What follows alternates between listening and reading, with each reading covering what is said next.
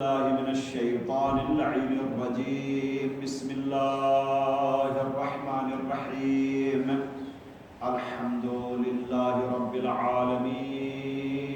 الصلاة والسلام والتحية والإكرام على سيد الأنام مولانا أبي القاسم محمد. اللهم صل على محمد وعلى الطيبين الطاهرين الغر الميامين المعصومين ولعنة الله على أعدائهم أجمعين. أما بعد فقد قال الله الحكيم. بسم الله الرحمن الرحيم. إنما وليكم الله ورسوله والذين آمنوا الذين يقيمون الصلاة ويؤتون الزكاة وهم راكعون. صلوات پڑھیں محمد و آل محمد. اللهم صل على محمد وآل محمد. اسی آئے ولایت کے سلسلے سے صرف ایک روایت آج کی اس مجلس میں عرض کرنا ہے، چونکہ شب جمعہ ہے اور موسٹلی زیادہ تر ہماری یہ مجلس جو شب جمعہ کی ہے وہ مرحومین کے ایصال ثواب کے لیے ہوتی ہے، چاہے وہ کروانے والا اس میں حاضر ہو یا نہ ہو، وہ بہرحال اس کا اپنا کام ہے. ہمارا کام یہ ہے کہ مرحومین کو، اسپیشلی وہ جس کا نام لیا جاتا ہے جس کے لیے ہے، اور جنرلی تمام مومنین کے لیے جو بھی دنیا سے گزر گئے ہیں ان کی ایصال ثواب کے لیے یہ مجلس ہوتی ہے. اور جو چیز میں ولایت کے سلسلے سے آج عرض کروں گا اس کا تعلق کہیں نہ کہیں اسی طریقے سے موت سے ہے، کیونکہ بہرحال میت اور مرنے والے کے ایصال ثواب کے لیے مجلس ہوتی ہے جو دنیا سے چلا گیا ہے. تو ابھی آپ دیکھیں گے کہ بہت سی حدیثیں ایسی بیان کی گئی ہیں کہ جس میں یہ کہا گیا ہے کہ ولایت اہل بیت اور ولایت امیر المومنین انسان کے ہر جگہ پر کام آنے والی چیز ہے. دنیا میں بھی انسان کو عزت ملے گی اور آخرت میں بھی اس کا رتبہ اور اس کا مرتبہ اور اس کی فضیلت بہت بلند ہے. دنیا میں کیسی عزت ملے گی ولایت علی کو اپنا کر اور ولایت علی کو مان کر؟ وہ اس طریقے سے کہ علی کو مولا ماننے والا کبھی بھی اس دنیا میں غلط کام نہیں کرے گا. اور آپ کو معلوم ہے کہ جو بھی اس دنیا میں غلط کام نہیں کرتا اس کی اپنی قوم میں بھی، اپنی کمیونٹی میں بھی اور دوسرے لوگوں میں بھی عزت ہوتی ہے. اگر کوئی انسان غلط نہیں، آپ نے کبھی گنڈے کو دیکھا ہے کہ اس کی عزت ہوتی ہے کہیں پر؟ اپنی کمیونٹی میں نہیں ہوتی، اپنے لوگوں میں نہیں ہوتی، ایون اپنے سگوں میں نہیں ہوتی ہے تو دوسروں میں کہاں سے ہوگی؟ کوئی شرابی ہے، اس کی آپ نے دیکھی عزت ہوتی ہے، گھر میں نہیں ہوتی ہے. اگر شوہر پیتا ہے تو بیوی نہیں کرتی، بیوی پیتی ہے تو شوہر نہیں کرتا، بچے نہیں کرتے. ولایت علی اگر انسان اپناتا ہے تو دنیا میں اس کی عزت ملتی ہے کہ ایسا انسان دنیا میں کبھی کوئی غلط کام نہیں کرتا، اور اس کے اگزامپل بہت ملتے ہیں. جناب بلال حبشی ہیں. بلال حبشی افریقہ کے رہنے والے ایک غلام جن کے تن کے اوپر کپڑے بھی نہیں ہوتے تھے اور جن کو جانوروں سے زیادہ برا انہیں استعمال کیا جاتا تھا اور ان سے خدمت لی جاتی تھی. عرب کی مکے کی دھوپ جس نے محسوس کی، آپ دیکھیں وہاں کپڑے نہ پہنے آدمی، آج کے ماحول میں انسان سے برداشت نہیں ہوتا تو اس ماحول میں کیا ہوگا. لیکن جناب بلال کو کیوں رتبہ ملا، کیوں منزلت ملی جناب بلال کو؟ اس لیے کہ انہوں نے ولایت امیر المومنین کو اچھے طریقے سے بنایا. جہاں دنیا علی کا ساتھ چھوڑ رہی تھی وہاں بلال نے ساتھ دیا. پرسوں ان کی وفات کی تاریخ تھی 20 محرم کو سن 20 ہجری میں، 20 محرم اور 20 ہجری پیغمبر اکرم کی رحلت کے لگ بھگ 10 سال کے بعد آپ کی وفات ہوئی ہے. آپ کو معلوم ہے بلال کو کتنا مرتبہ دیا پیغمبر اکرم نے دین اسلام میں. خانہ کعبہ کی پشت کے اوپر سب سے پہلا اذان کہنے والا جناب بلال.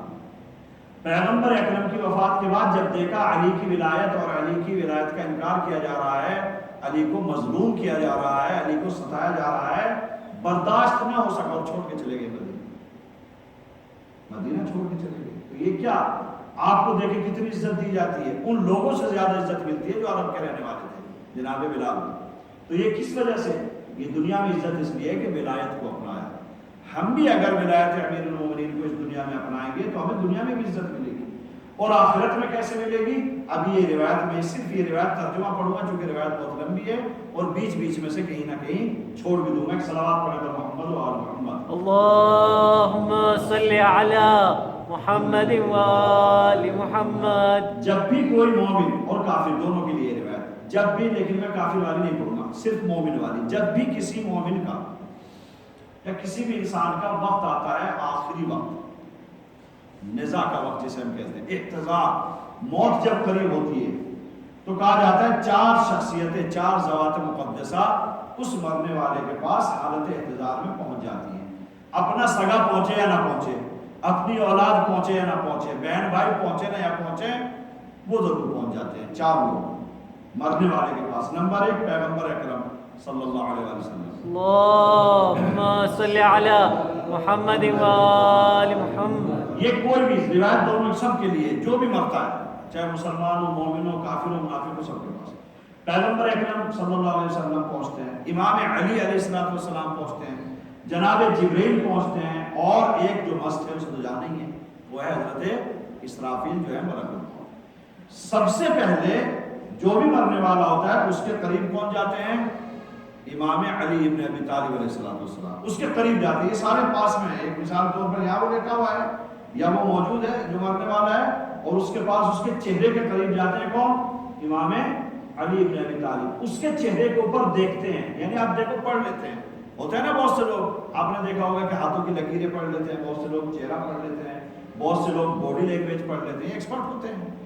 تو امام علی سے ایکسپرٹ زیادہ کون ہوگا؟ امام علی جاتے ہیں اس کے پاس جو بھی مرنے والا تھا، اور جب اس کے چہرے کی طرف نگاہ کرتے ہیں تو پیغمبر اکرم سے پھر آپ ارشاد فرماتے ہیں انه کان یحبنا اہل البیت، یہ انسان ہم اہل بیت سے محبت کرتا ہے، یہ جو انسان مرنے والا ہے ہم اہل بیت سے محبت کرتے ہیں، فاحبہ یا رسول اللہ، آپ بھی ان سے محبت کیجئے، آپ بھی انہیں اپنا دوست بنائیے۔ یہ امام علی علیہ السلام نے پیغمبر اکرم سے کہا۔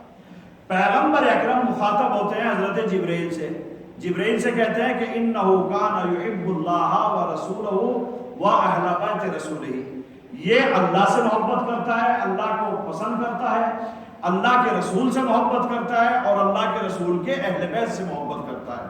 فاحبہ، اے جبرائیل تم بھی اس سے محبت کرو۔ اب جناب جبرائیل مخاطب ہوتے ہیں کس سے؟ ملک الموت سے۔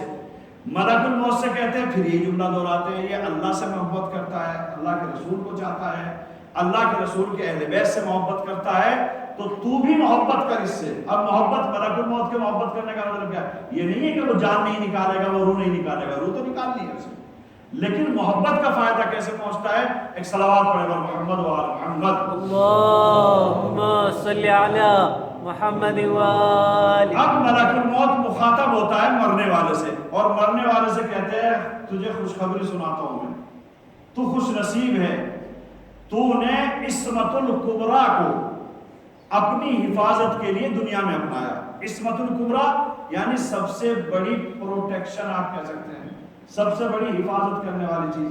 عصمت کا مطلب کیا ہوتا ہے؟ ہم معصوم بولتے ہیں نا، یعنی محفوظ رہنے والے، برائیوں سے دور رہنے والے، غلطیوں سے دور رہنے والے، بری عادتوں سے دور رہنے والے، یہ عصمت کا مطلب ہوتا ہے۔ عصمت کا مطلب پاک و پاکیزگی، یعنی ہر طریقے کی گندگی ان کے قریب نہیں ہے، اپنے کو محفوظ کیا ہوا ہے۔ یہاں پر ملک الموت اس سے کیا کہتا ہے؟ تو نے سب سے بڑی حفاظت کرنے والی چیز کو دنیا میں اپنایا ہے، اور اس وجہ سے تجھے خوشخبری دی جاتی ہے، تجھے بشارت دی جاتی ہے۔ تو وہ پوچھتا ہے کہ ایسا دنیا میں نے کیا اپنایا کہ جس کو آپ عصمت الکبریٰ کہہ رہے ہو، وہ کیا چیز ہے کہ جس کو میں نے دنیا میں اپنایا ہے؟ تو ملک الموت کہتا ہے وہ ہے ولایت علی بن ابی طالب۔ تم نے دنیا میں ولایت علی بن ابی طالب کا دامن پکڑا، ولایت علی بن ابی طالب کے اعتبار سے زندگی گزاری، علی کو اپنا مولا مانا، تو تمہیں خوشخبری دیتا ہوں۔ اور اس کے بعد روایت کے الفاظ ہیں وَيُصَلُّ رُوحُهُ سلن رفیقا، بہت نرمی کے ساتھ اس کی روح کو قبض کر لیا جاتا ہے. اور روح کو قبض کرنے کے بعد پھر مخاطب ہوتا ہے روح سے، جناب ملک الموت مخاطب ہوتے ہیں، کہتے ہیں اب اس کا فائدہ کیا ہوتا ہے کہ تمہیں خوشخبری جاتی ہے. نمبر 1 اس کا کفن جنت سے آ جاتا ہے. آپ یہاں سے کفن دو یا نہ دو، آپ یہاں کا کفن کیسا دو گے، اچھا ہے برا ہے، حلال طریقے کا ہے حرام طریقے کا ہے، مال کیسا کمایا ہے، خمس نکلا ہوا ہے یا نہیں نکلا ہوا ہے، ہمیں کفن کے بارے میں کچھ پتہ نہیں ہوتا ہے. یہاں تو چلو آپ دے دیتے ہیں، جماعت سے دیا جاتا ہے، بعد میں پھر جو ہوتا ہے وہ یہاں کا پروسیجر ہے، اس میں مجھے نہیں پڑھنا ہے کیا ہے. لیکن بہرحال کفن ہوتا ہے. ہمیں یہاں کفن کا نہیں معلوم ہے کس طریقے کا ہے، مرنے والوں کو کفن دیا گیا ہے. لیکن اگر جنت کا کفن کسی کے لیے آ جائے، نمبر 1 پاک و پاکیزہ ہوگا، طیب و طاہر ہوگا، خوشبودار ہوگا، اور خوش نصیب ہے وہ انسان کہ جس کو جنت کا کفن مل جائے. تو ملک الموت کیا کہتا ہے اس سے، تجھے جنت کا کفن مل رہا ہے. حنوط کافور کہا جاتا ہے، جو سجدے کے اعضاء ہوتے ہیں، یہ ہتھیلیاں اور گھٹنے اور پیشانی اور پیر کے انگوٹھے، اس کے اوپر حنوط مرا جاتا ہے. جو یہاں یہ کفن دینے والے لوگ ہیں انہیں معلوم ہے. کافور کو مرا جاتا ہے اس کے اوپر، اس سے خوشبو پیدا ہو جاتی ہے. واجب ہے شریعت میں ہمارے یہاں کہا جاتا ہے کہ جب کفن جنت کا آتا ہے تو حنوط بھی جنت کا ہی آتا ہے. کافور بھی جنت ہی سے آتا ہے، وہ مرا جاتا ہے اس کے اعضاء سجدہ کے اوپر. اور اس کا مطلب کیا ہوتا ہے، اس کا مطلب یہ ہو جاتا ہے کہ اس کے سجدے قبول ہیں. تبھی تو ان پارٹس کے اوپر جنت کا جو ہے وہ کافور مرا جاتا ہے. اس کے بعد میں کہا جاتا ہے اس کی قبر کو اتنا کھول دیا جاتا ہے، اتنا بڑا بنا دیا جاتا ہے کہ آدمی اگر اس میں چلنا چاہے، سامنے، رائٹ سائڈ، لیفٹ سائڈ، پیچھے، اتنی قبر بڑی ہو جاتی ہے کہ انسان اگر چلنا چاہے تو 1 مہینے میں ایک طرف نہیں جا پائے. مثال کے طور پر سامنے چلے گا آج تو 1 مہینہ لگ جائے گا کنٹینیولی، اگر وہ چلتا رہے گا اتنی بڑی قبر ہو جائے گی، اور یہ چاروں طرف ہو جائے گی ایسے. جنت قبر کا بڑا ہونے کا مطلب کیا ہے، یعنی اب اس کے لیے فشار قبر نہیں ہے، اس کے لیے قبر کی مصیبتیں نہیں ہیں، اس کے لیے قبر کی تنہائیاں نہیں ہیں، اس کے لیے قبر کا اندھیرا نہیں ہے، اس کے لیے جو وہاں ڈراؤنا ماحول ہوتا ہے وہ کچھ نہیں ہے. اور کہا جاتا ہے کہ جنت کے دروازے کھول دیے جاتے ہیں اور یہ سلسلہ رہتا ہے قیامت تک کے لیے.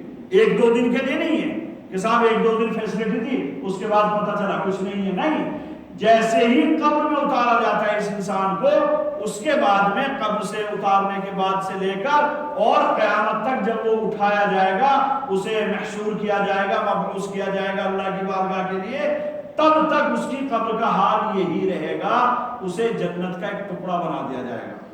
یہ کس کی وجہ سے؟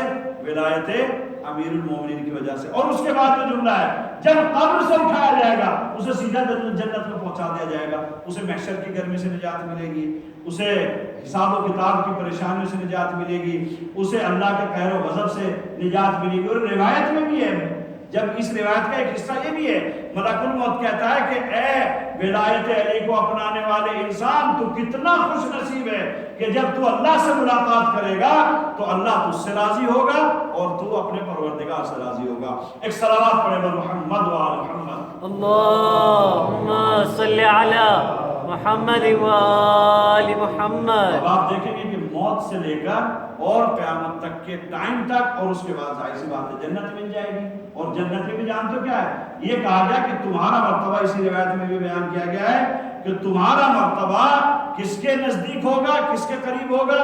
رسول اللہ کے نزدیک، علی کے نزدیک، فاطمہ کے نزدیک، حسن و حسین کے نزدیک. یہ پنجتن پاک علیہ السلام کے اسماء مبارکہ اس روایت میں ذکر کیے گئے ہیں.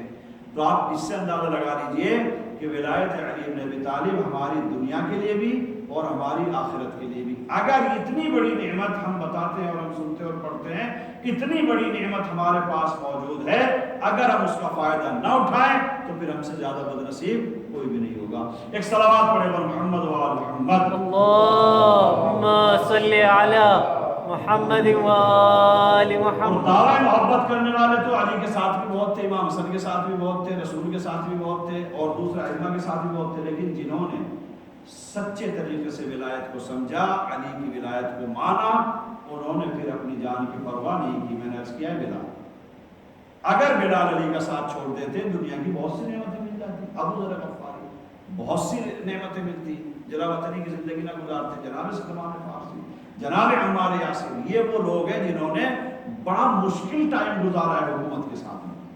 بہت پرابلم ان کے لیے کریٹ کی گئی ہے اسی وجہ سے کہ یہ علی کو مولا مانتے تھے۔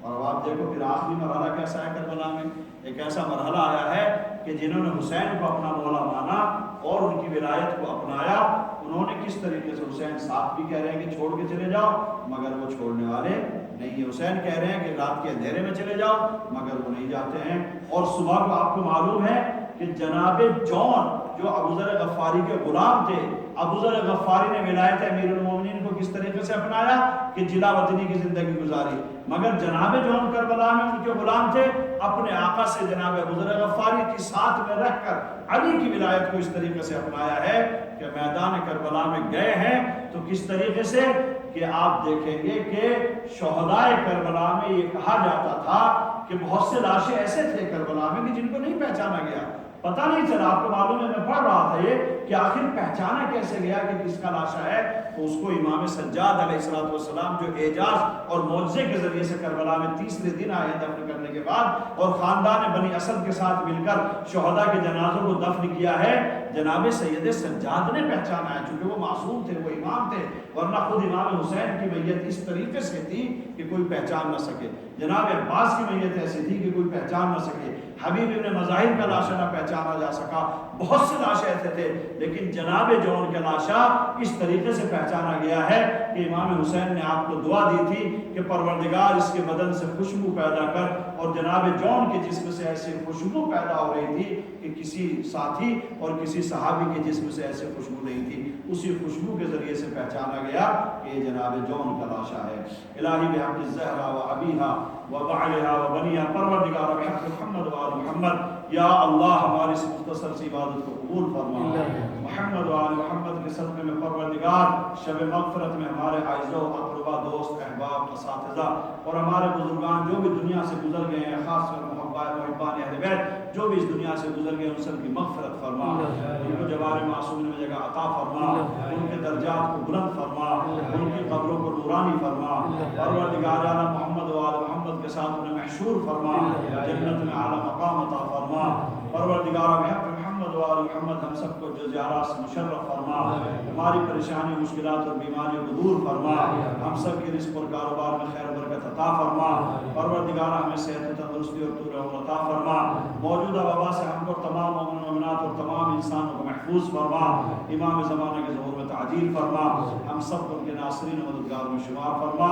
ربنا تقبل منا انک انت السمیع العلیم۔